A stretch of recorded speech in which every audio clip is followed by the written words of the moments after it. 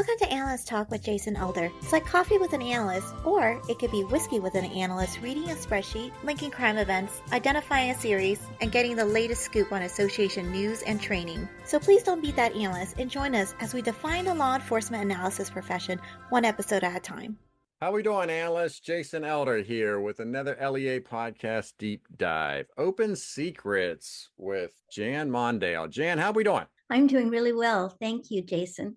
All right. We're here talking about open intelligence, OSINT related topics as it relates to law enforcement analysis. Jan, what are we talking about today? Well, I recently had an experience where I had to use ChatGPT a lot to try to understand medical information. And I realized that that's not necessarily law enforcement related, but it made me start thinking about how I use OSINT. I consider myself an OSINT person, but I know that in the back of my mind, I wonder, well, how are people using large language models such as ChatGPT and other platforms to do their analysis? Are they using AI? Are they relying on AI? And as with OSINT, which has been around for a long time, but people think it's new, AI has been around for a long time and people think it's new. I have books because I love books. I collect a lot of books. I have books going back to the 1970s from Stanford University talking about artificial intelligence. One of the classes I took when I was getting my degree in library science was called Knowledge Representation. And it was essentially trying to figure out how to teach computers to understand natural language and what kind of terminology we could use that computers would understand. And now, of course, they figured it out. We can teach computers to understand natural language.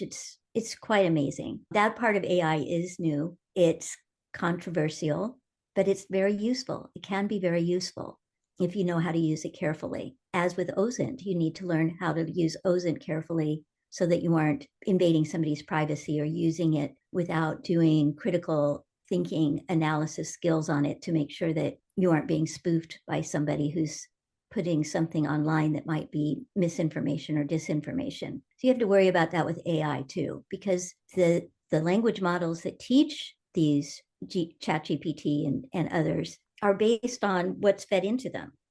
So garbage in, garbage out. And you have to be aware of that. Now, for the most part, if you ask the questions right, I because I'm a librarian, I like to know what the references are. So when I ask ChatGPT a question, I ask it to provide where it found the information so I can double check to make sure that it's a valid source. The same as I would do if I were just doing OSINT research on my own. I would verify it. So that's one of the things I wanted to talk about today. Yeah, and I think that's the big difference between OSINT and AI. When people are doing research and they come across an article and they are consuming that article, they can see what the source is, maybe how reliable the source is, or have an idea of what the source even is, dates, other information to help corroborate that information. I feel with AI, I don't think people do what you're suggesting there, which would be to ask about the resources. I think people ask it a question and then it gives them an answer. They aren't even considering or may not be considering the source of that information. Exactly. That's a big problem. It's a big problem if you're reading a news article from, say, USA Today, and it's citing another article that is the basis for that article. I always check. I click that link. If they don't provide a link, I don't believe it at all. What I do is I copy parts of what the article might say and run a search on that to see if I can find the source of the original source. Almost all open source intelligence is secondhand information. It's not original source. And so to get to the original source, you have to trust that they put the links in there. And you as an analyst need to make sure that you check those links. For example, I mean, it can be something as simple as a suspect gives a law enforcement officer an address. And that address in some states, now we're getting better about making sure that people's driver's licenses are accurate and authoritative. But there are some states, and Washington State used to be one of them, that didn't necessarily do a very good job of checking to make sure that the address that an applicant for a driver's license gave them was a real address. That doesn't happen anymore. Washington State changed the law, so now we have to have valid addresses before we can get a driver's license. But when I was an analyst, a law enforcement analyst, I remember times when a law enforcement report would, and it's kind of not really open source information, but you could find that person's address by doing a Google map search. And I couldn't believe how often a really bad person, not your average person, has a real address on their driver's license, but how often bad people use a post office box, like a mail post or a UPS storefront where you can rent a box. Not necessarily the U.S. Postal Service, because they do have rules about you can't put PO boxes, but you don't. When you put my business address is a mail post address. I don't give it out very often. I just use it because it's easier to get my business mail there than it is at my residence. So I don't have it on my driver's license or anything, but I could have in the old days, back before Washington changed their laws, I could have given that as my address for my driver's license. And nobody would have been the wiser. The police officer wouldn't have been the wiser. The analyst trying to track down that criminal wouldn't have been the wiser unless they did an open source Google Map search and discovered, oh, that's a mail post in Renton, Washington, not a residence. So those are the kinds of things that people need to verify. And with AI, I always ask when I'm using AI for something specific, like a question that I'm asking, I always ask it to give me the sources. I think that's one of the things that I think people in law enforcement, especially that have never used it, the question becomes, well, how do you know that it's right? What it's telling you is accurate. Well, the same way you check any kind of intelligence you get, you verify it. Mm-hmm. You put on your critical thinking hat and you verify it. Yeah. I think that also gets back on what you're asking it to do. And because I see it as, from my perspective, when I'm using ChatGPT or another AI software, is I am usually asking it to help me with something maybe technical, Right. SQL code or an Excel formula or something to that effect. Right. Obviously, I am then taking whatever they're giving me and testing it out, and that's the verification process with that. Right, exactly. Whereas if you're getting something where it's like, tell me what the crime stats in Santa Monica are, then you're going to have to go through some kind of validation process to know, get into the source and be able to verify what it's reporting back as the crime stats to Santa Monica. Right. The thing is, though, that AI can be a great tool, especially for analysis of large amounts of data. It's just, you can feed it a whole bunch of information and say, give me a summary of this. Or you can nowadays, because, and it's only been a couple of very short years since it became so ubiquitous. But nowadays, when you do a Google search or a Bing search, you're automatically getting AI results. Part of if you put this up in the show notes, I included a graphic that I found online. And I'm sorry, I didn't put a source on here for this. I think I have it somewhere. I'll have to put it on, and I'll send it to you in an email. So I can do what I should have done and include the source. But anyway, this graphic shows the ranking factors that Google and Bing use. It's right underneath Bing. It says uses OpenAI technology, which is ChatGPT technology, to understand context and deliver on user intent. So right there in the very first line of the Bing ranking factors for keywords, it uses OpenAI technology to understand the intent of the search question. So Bing admits it right up front. We use AI. So AI, machine learning, all of these automation tools, they're able to scan massive amounts of data. They can identify connections. For example, I don't really recommend it because it's not very thorough yet. When you're doing a people search, say you're looking for Jan Mondale online, you can type my name into ChatGPT and it gives you a pretty good idea of who I am. But that's me being purposely open on the internet, because I like to, when I do test searches, I search against myself. to see what kind of search results I get for different kinds of queries. Mhm. And so I have tested ChatGPT against my own name, and it gives a pretty decent result. Most of it's from my LinkedIn account. You can tell just by looking at it. Someone I know recently asked me for help verifying whether somebody was a veteran.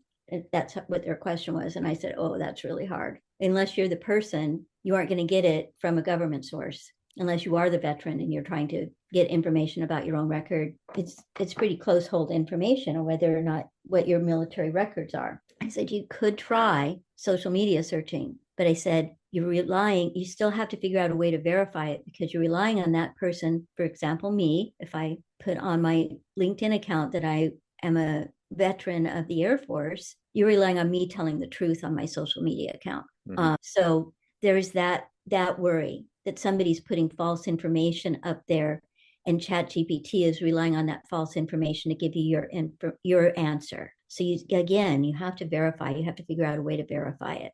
You can have a good hypothesis that I was in the Air Force based on my LinkedIn account, but you can't verify that very easily, because unless you can figure out a way, if I were dead, maybe you could find whether through Find a Grave if I'm buried in a veteran cemetery or something like that. I mean, it's just not an easy thing to do, Yeah. especially if that person, I once on social media, open source, public social media page, a person posted a picture, and I totally forgot that picture, just because he posted it on that day doesn't mean that that's the day that picture was taken. Mm. And so I used that as confirmation that person was where he said he was. And that was stupid. That was very stupid. That person did that on purpose because he wasn't where he was supposed to be. And so he totally fooled me. Fortunately, I was working with the FBI on that case, and the FBI wasn't fooled. So, because they had other sources, they had flight data that showed that he was on a flight, which is not open source information. So sometimes, especially law enforcement analysts are kind of fortunate because they can rely on governmental sources that aren't publicly available information to verify what might be on social media. And so with AI, you always have to be careful of that. But it is wonderful for correlating and giving a comprehensive, quick view of what might be available. It's also really great. I know that we have a lot of translation capabilities with Google Search and Google Translate and Bing Translate. OpenAI can do it really fast too. Just upload your text, your foreign language text, into an OpenAI search box and ask it to translate it to English. And it's really fast. And it'll even summarize it for you if you ask it to, like if it's a foreign language journal article or something like that. So there are really good reasons to use it. It's really, really helpful for threat analysis. I'm a cyber threat analyst now. And so it's very helpful. I don't use it because my company doesn't allow us to use AI.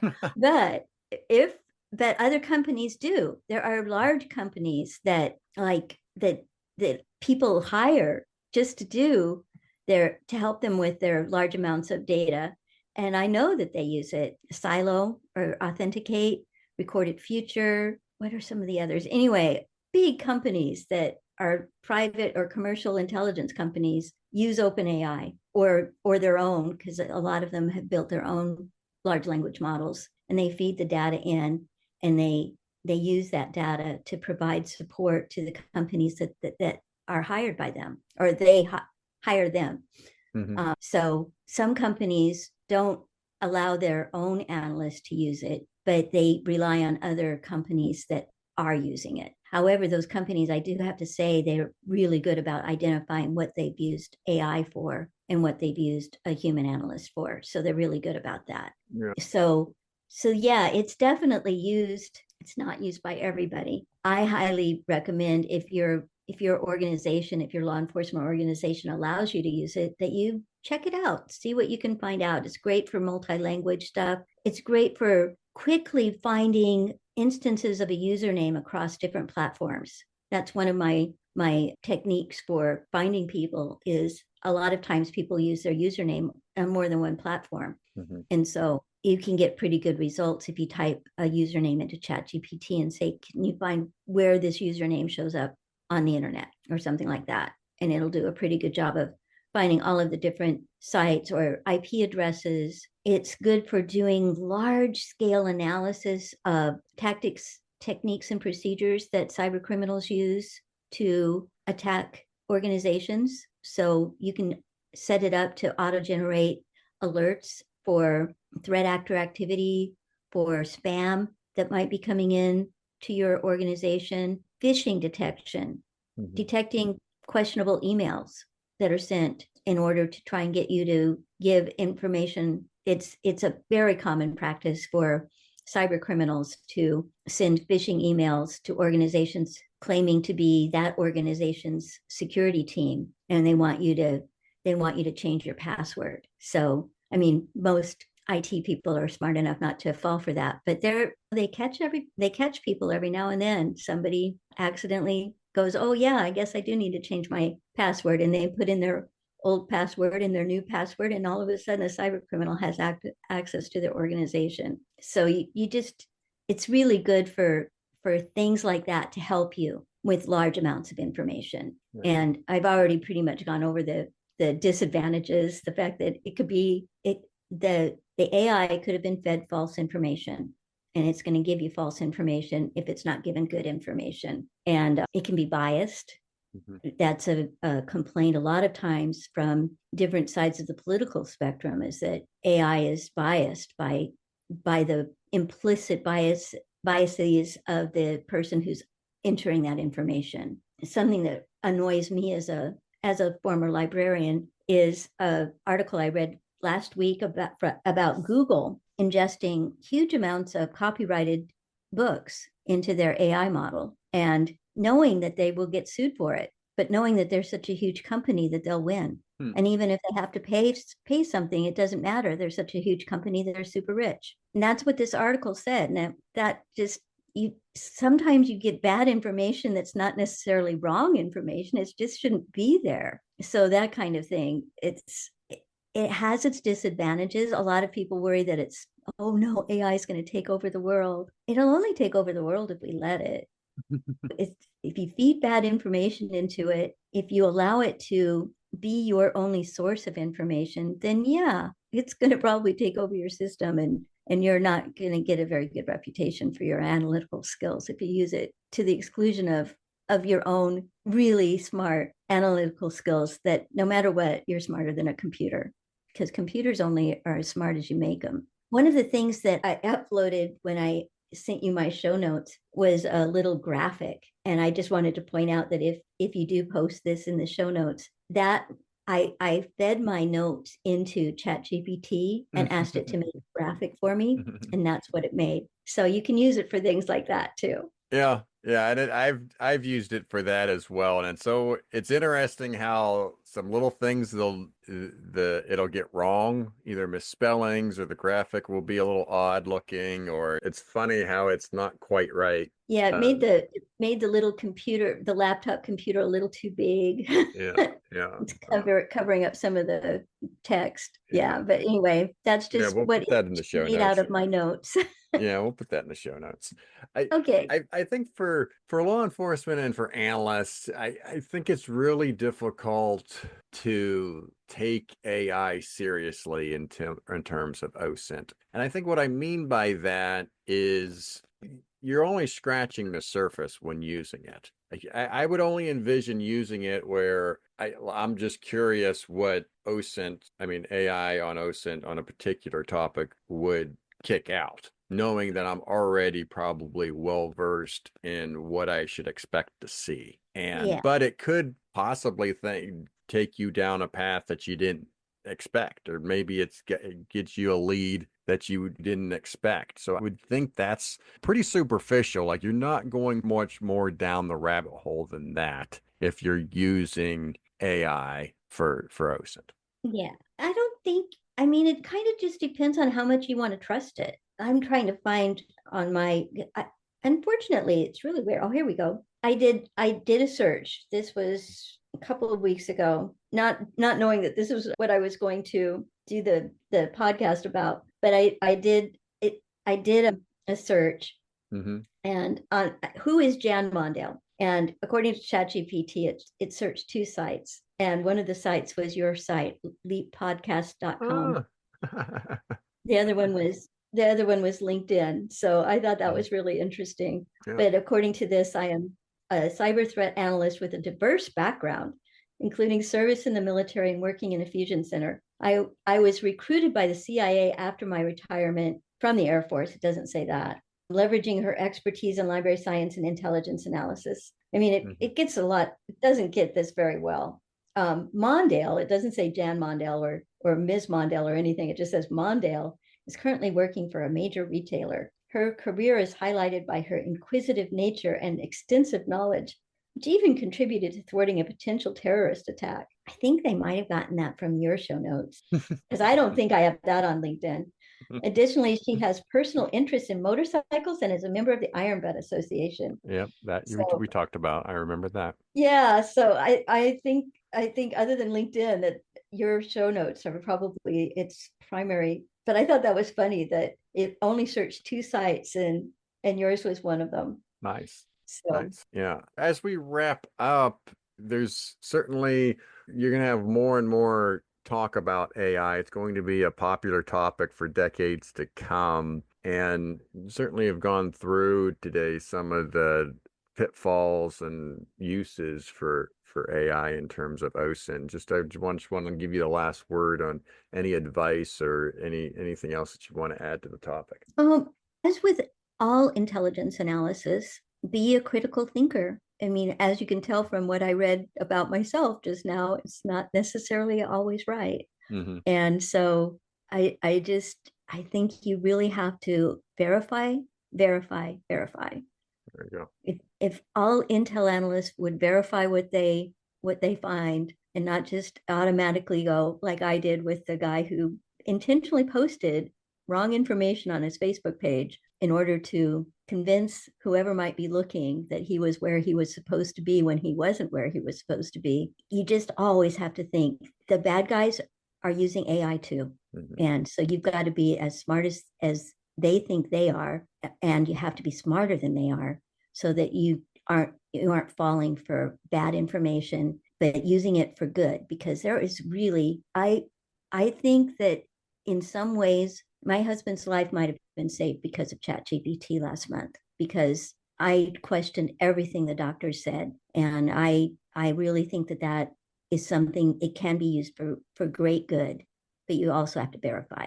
All right, Jan, thank you again. For the listeners, if you want to email the show, email us at leapodcasts@gmail.com. You can also find us on Facebook, LinkedIn, Twitter, and many other outlets. If you have any questions or concerns, let us know. Until next time, Jan, thank you for the open secret, and you be safe. Thank you, Jason. You too. Talk to you next time. Thank you for making it to the end of another episode of Analyst Talk with Jason Elder. You can show your support by sharing this and other episodes found on our website at www.leapodcasts.com. If you have a topic you would like us to cover or have a suggestion for our next guest, please send us an email at leapodcasts@gmail.com. Till next time, analysts, keep talking.